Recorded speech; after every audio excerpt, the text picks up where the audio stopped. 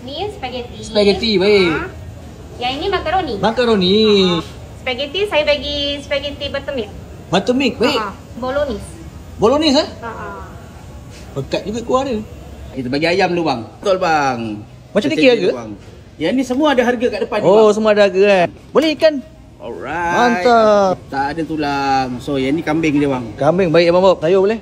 Sayur flour dengan carrot bang. Baik. Ada mashed potato bang. Mashed potato. Satu scoop RM2. Meatball 3 biji bang. 3 biji RM2 bang. Bagi chicken breast boleh bang? Boleh. Satu ketul RM6 bang. Black pepper beef kan? RM7 bang. Okey. Pokok sausage satu. Betul, yang ni ada cheese bang. Alright. Bagi baked bean satu scoop. Jagung bang, jagung. Jagung boleh jagung. Untuk senang penghadaman bang. Hash brown ni boleh bang?